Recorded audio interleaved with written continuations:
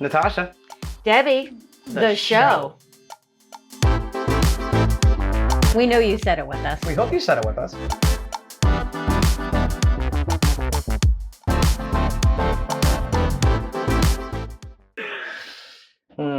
Stop. No. Oh, hi. We're just deciding whether or not to keep the video that we're starting. Yeah. We're going to go with this one. Take 22. It's a reaction channel. You'd think it would be simple. Nope. You would think, no. How many wrong. times we start over and fumble over our words, even though And how many inappropriate jokes we make at each other, to each other.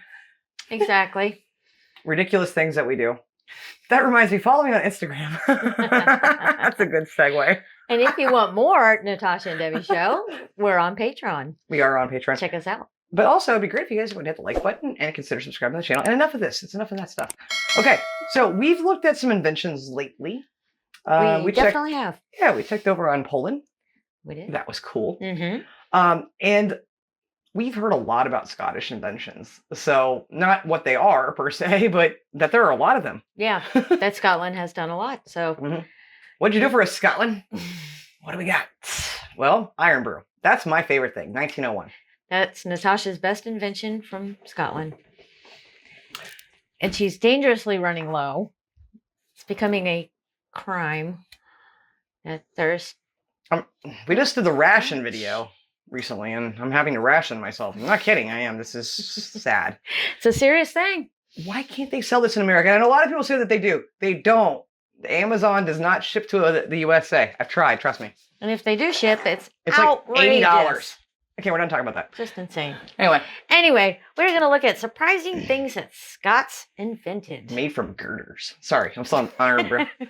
I'm excited about this. I have no idea what it is. I love learning about inventions. I love learning about how things were invented. The invention of the invention, right? I think it's super cool, the story behind it. It is. And what did you guys make? So, enough talking. Let's find out together. Little doubt that since the 1707 Treaty of Union with England, Scotland's significant achievements have more often than not been overshadowed. And the narrative often portrays Scotland as having been civilized from near barbaria. We feel that way in Ohio. We're very overshadowed by the rest of the New York City, Los Angeles, Miami, Las Vegas, anywhere in Florida. It's like, oh, Ohio. No one cares. Whatever. We did a lot of stuff here. Yeah, we got Cleveland. Don't mention Cleveland. We don't talk about Cleveland. Columbus. We don't talk about Columbus. We're in Cincinnati. Sorry. And the narrative often portrays Scotland as having been civilized from near barbarianism, by its union with England. It's why the Romans built Hadrian's Wall, right? But nothing could be further from the truth. A country of little over 5 million people today already had a school system in the Middle Ages, and by the end of the 15th century, girls were also being taught. That's pretty cool. Scotland already had 3 universities at this time.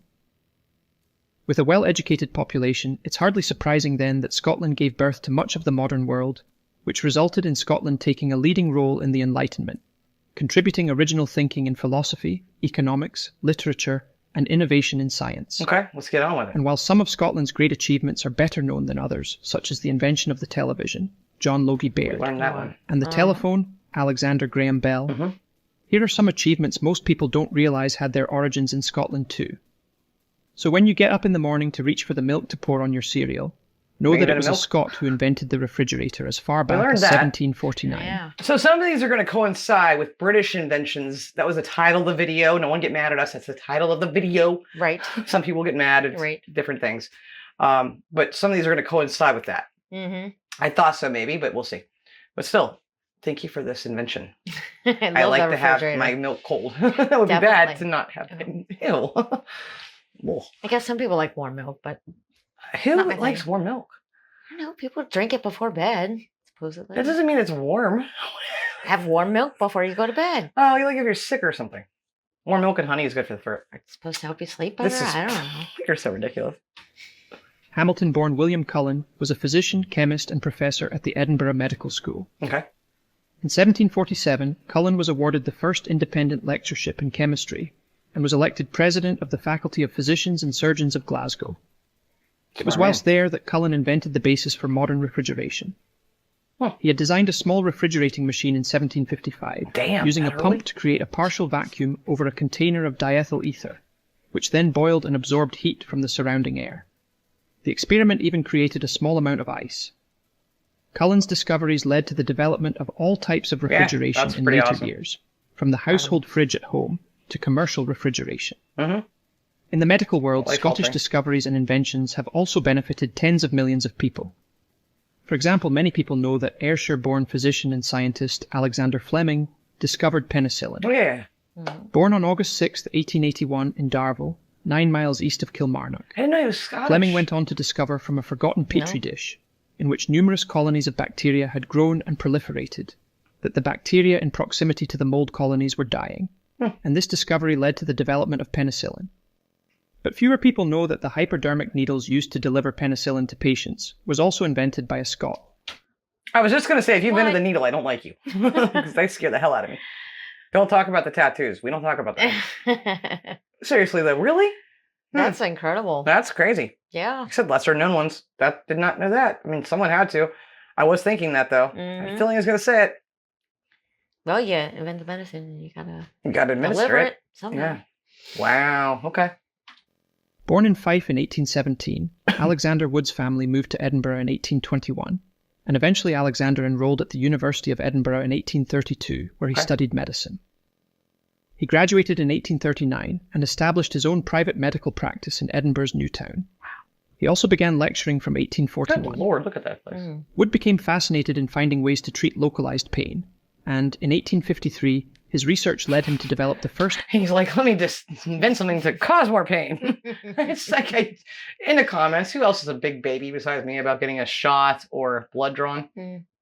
I don't like it. I really act like a child. You can't look at blood without passing out. Hey, so. I don't like blood, but you know, I can look at blood. It's just Well, the needle. that's The needle just to hurts. stay inside. It's supposed to stay inside.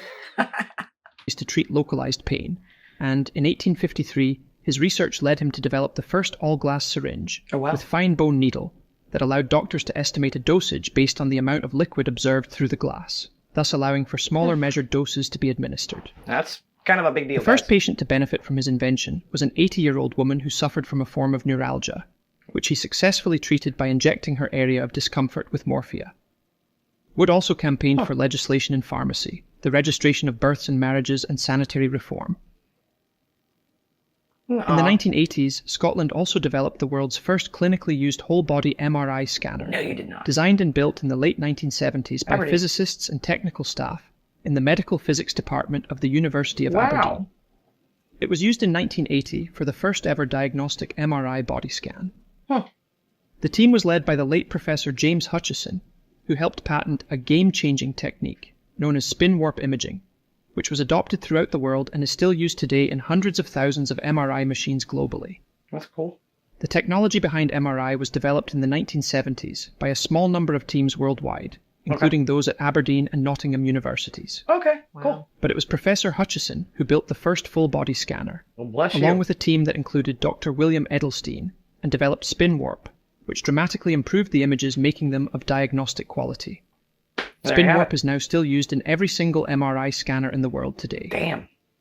Very Professor smart. Hutchison attended Blair Gowrie High School before completing a PhD at the How University many of... lives that has saved? How many lives that has Yeah, saved? right? Oh my lord. I mean, That's- I'm totally terrified of them myself because of severe claustrophobia, but Mhm. I don't know who invented the open MRI machine, but thank you. It helps. But Sure, that's they just, still use the same technology though. oh, but it's just such incredible things. Mhm. Like, come on, penicillin, the needle, Mm-hmm. and then this now. We're like talking serious life-saving stuff. Yes, very high. That makes me anxious just looking at it. Professor Hutchison attended Blair Gowrie High School before completing a PhD at the University of St Andrews. Okay. Having developed an expertise in magnetic resonance, he was appointed to the University of Aberdeen's medical physics team in the 1960s by Wow. Professor John Mallard. When we need cash, we all use an ATM machine. No. ATM stands for Automatic Teller Machine Didn't know and that. can be found at more than 3 million public locations all over the world today. Wow. What's less known is that ATMs or cash machines were invented by Paisley-born development Really? engineer James Goodfellow in 1966, whilst he was Wow. working for a London-based engineering company. Incredible. Born in 1937, Goodfellow, a former St Mirren's Academy pupil, was tasked with developing an automatic cash dispenser in 1965. His system accepted a machine-readable encrypted card with a numerical PIN keypad, and his invention was patented on May 2nd, 1966. What language is that in? The following year, the world's first ATM was installed in Enfield, North London, although the big rollout of these machines didn't happen until the mid-1980s. Mm-hmm. A Fellow of the Institution of Electrical Engineers, Goodfellow was inducted into the Scottish Engineering Hall of Fame in 2016. But his invention never made him rich, even if the bankers who benefited from it continue to make millions in bonuses annually. Goodfellow is said to have made just $15 around £10 from the patent. What? No, hold on. He was about to say the rest of it. Hang on, hold on. Goodfellow is said to have made just $15 around £10 from the patent. That's it. Ouch. Yeah, wait, what? Why? That, what the actual hell? That's Robbed. a ripoff. Ripoff. I mean, I've actually only used an ATM like 3 times in my life, if that. Really? You know I have. I still go to deposit Yeah, money because you sometimes. do it for me. That's why I don't use it. She does it for me. But I do remember back in the 80s when it just It was the went Genie crazy. machine. Yeah, it was just called the Genie. Yep. My cousin used it. I didn't know anybody else, and my sister eventually. Yeah. I'm like, that's the only people I knew. I'm like, they would just put this card in this. I was a little kid, right? Do this thing, and they get money, and I'm like, This is I want cool. money. Give me some of this. How do I get one of those plastic things to put in there and get some cash? Right, exactly. Well, now we know. Poor guy got ripped off. Around £10 from the patent. Unfair. Ouch. A major breakthrough in the detection of crime, forensic fingerprinting, is another Scottish discovery. Shut the front door. A fingerprint is an impression left by the friction ridges of a human finger and are almost unique to each individual. Debbie doesn't have any. I burned them off. Don't say that. Just kidding. No, she doesn't have any. They're there. Not really. They're just... No, because she's a hairstylist, No. right? And so for so many years, she's like had her hands in water, then hair dryer, chemicals and stuff. So like literally her fingerprints are like not really. They don't show up so well. Yeah, I know. I've taken her fingerprints. This sounds so weird. Right? Like, how do you know that? Yeah, how do we know that? Long story. It's now what do you think? Shh. Or maybe it is. This is fascinating. Good Lord, this is some like seriously I know. big stuff. This isn't just like little things. Yeah. It's not like I invented a screwdriver. I mean, that'd be No- cool if you no- did, nothing though. against That's the person like, that but invented that's a actually a really screwdriver. big a deal. I That think the is cavemen invented that, didn't they? Print is an impression left by the friction ridges of a human finger and are almost unique to each individual. In fact, the chance of 2 individuals having the same fingerprints is estimated to be about 1 in 64 billion. But it can happen? The recovery I know, of he said partial almost. fingerprints from a crime scene is, therefore, an extremely important method in forensic science of Yeah, it's identifying huge. criminals. Henry Faulds was born in Beath, Ayrshire, on June 1st, 1843. Wow. Age 13, Faulds was forced to leave school and start work as a clerk in Glasgow to help support his family. I'm really interested in how this story comes At the about. age of 21, he decided to enroll at the Facility of Arts at Glasgow University, where he studied mathematics, logic, and the classics. Okay. He later studied medicine at Anderson's College and graduated with a physician's license. Following graduation, Faulds became a medical missionary for the Church of Scotland and was sent to British-controlled India in 1871, Okay. where he worked for 2 years at a hospital for the poor in Darjeeling. In 1873, he was appointed to establish a medical mission in Japan. It was while working in a hospital in Tokyo that Faulds, whilst accompanying an American archaeologist to a dig, noticed the delicate fingerprint impressions left by craftsmen in ancient clay fragments. Okay. Examining his own fingertips and those of friends, he became convinced that the pattern of ridges was unique to each individual. Huh. On returning to Britain in 1886, Faulds offered his discovery to the Metropolitan Police, who dismissed it. Cool. What? It was not until 1901 that Scotland Yard started to fingerprint suspects That as a much means later. of identifying criminals. Faulds, Wow. who had gone on to become a police surgeon, first in London and then in Stoke-on-Trent, died in March 1930, aged 86, Wow. bitter at the lack of recognition he had received for his work. Wow. Scottish physicist James Clerk Maxwell is perhaps best known for being responsible for the classical theory of electromagnetic radiation, where he demonstrated that electric and magnetic fields travel through space, as waves moving at the speed of light. Born in Edinburgh on June 18, 1831, Clerk Maxwell helped usher in the era of modern physics, laying the foundation for such fields as special relativity and quantum mechanics. But what's less known about him is that he also invented colour photographs. He discovered that a sum of any 3 lights could reproduce any perceivable colour, allowing colour photographs to be produced blue, with a green? set of just 3 coloured filters. Red, blue, green. During an 1861 Royal Institution lecture on colour theory, Clerk Maxwell presented the world's first demonstration of color photography by this principle of three-color analysis and synthesis. He died in Cambridge, England on November 1879, aged just 48, and was buried in the kirkyard at Parton in Kirkcudbrightshire.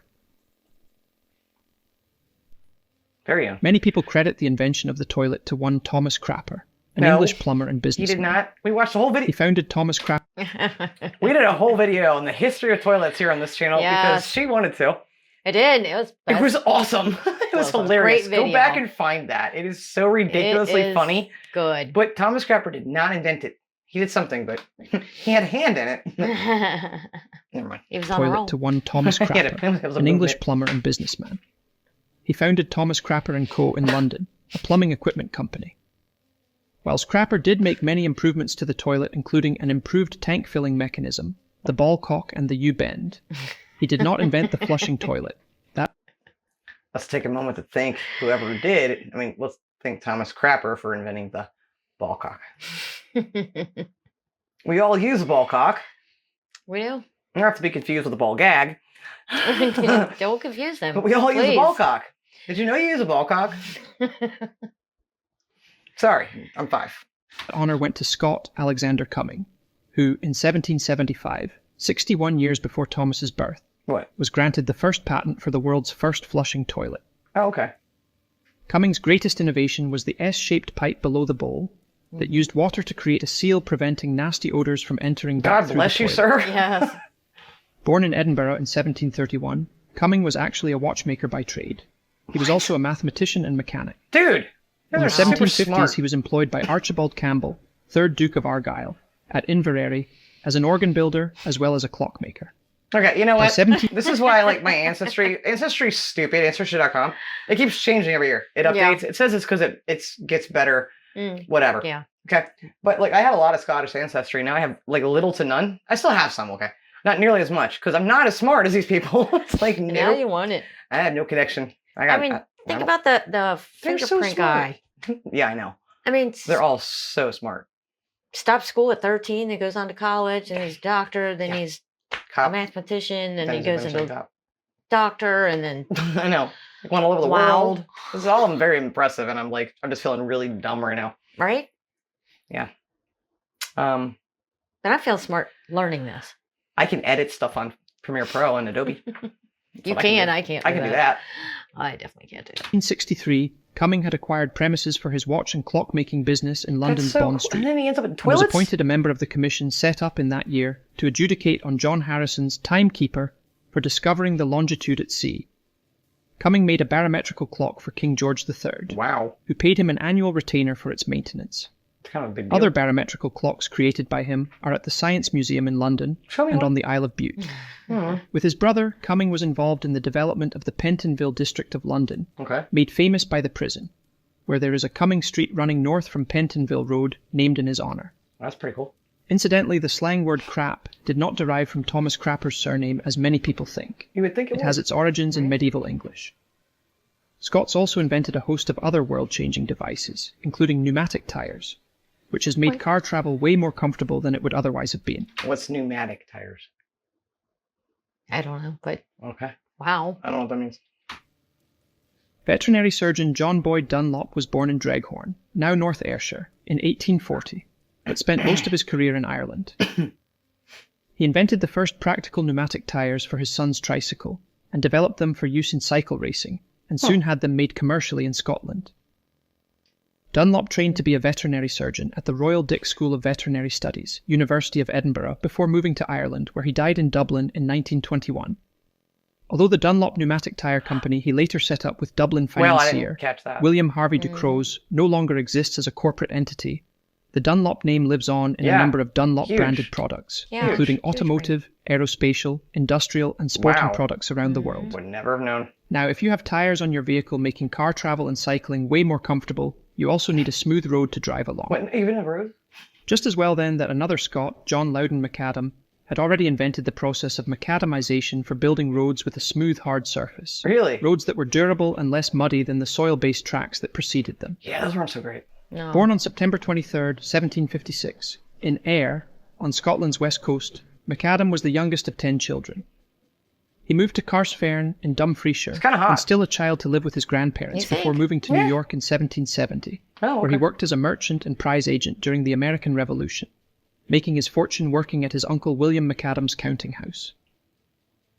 He returned to Scotland in 1783, and using his fortune bought an estate in Ayrshire, as well as operating the nearby Kimes Colliery. Huh. The colliery supplied coal to the British Tar Company. So let me guess. This asphalt? business was the only connection of McAdam with tar. McAdam became a trustee of the Ayrshire Turnpike in 1783 and became increasingly involved with day-to-day road construction over the next 10 years. In 1802, he moved to Bristol, England, Bristol. and he became general surveyor for the Bristol Corporation in bridge. 1804. McAdam had also been appointed surveyor to the Bristol Turnpike Trust in 1816, where he decided to remake the roads under his care with crushed stone bound with gravel on a firm base of large Smart stones. man. This Wow. included a camber, making the road slightly convex, which ensured rainwater rapidly drained off the road rather than penetrate and damage the road's Super smart foundations. Yep. This construction method, the greatest advance in road construction since Roman Driving times, that road. became known as Nope. macadamization. Modern road construction still reflects McAdam's influence today. McAdam died in Moffat, Dumfriesshire in 1836, while returning to his home in Hoddesdon, Hertfordshire, from his annual summer visit to Scotland. He is buried in the old Moffat churchyard, where his gravestone can still be seen. Oh, well. Awesome. Scotland has never stopped being a country of innovation, even if Scotland itself is unable to invest its own wealth in its own industries to enable it to reach its true potential. With its budgets controlled from London, there can be little doubt that Scotland is effectively being held back from reaching its full potential. This is no more so than in Scotland's hugely successful space industry, which is leading Europe's space sector, Really? yet receives just 15% of the UK Space Agency's budget, I've never knew this. 85% of which goes to England. Huh. Nevertheless, this amazing country is still at the forefront of many advances, including its impressive space sector, which has gone on to lead Europe in just 19 years. Smarty pants is over there, huh? Very smart in Scotland. I feel stupid. I feel so stupid right now. Yeah, no, that's really cool. That's like I said, that is some like life-altering, life-saving stuff. I know there's a lot more. We should have said that at the beginning. We always try to remind people that we know this is not the whole list. Yes. Drop in the comments some other cool Scottish inventions that weren't covered here. Mhm. All of that was just It's incredible. I mean, it takes such intelligence to invent those things. It's just some of these people that like, it was interesting how like they come from like a totally different background, and it's like, how do you end up doing this? Right? Like the You're one a guy, doctor and how and you're and how do you making invent clocks and stuff for the king. And, Yeah. I help with the toilet. Like, what? That's crazy. that? Yeah, you definitely wouldn't think a clock maker is Yeah. doing plumbing. No, doesn't You make never know sense, what but you're it's going to do cool. in this life, do you? I'm saying, no, you're right. I You mean, I haven't don't. made anything yet, but that doesn't mean I'm not going to. I'm Whatever, going to you- invent something at some point. Well, if you like this episode, please hit the like button. Consider subscribing to the channel. Check us over on Patreon. And yeah, I just thought this was super cool. Amazing. And again, leave us a comment. Let us know what we missed. What else is there that to know about? I know there's a lot. Okay, so we'll see you on the next episode. And until then, and as always, please love like Jazz. Be as strong as Tyson. Bye. Bye.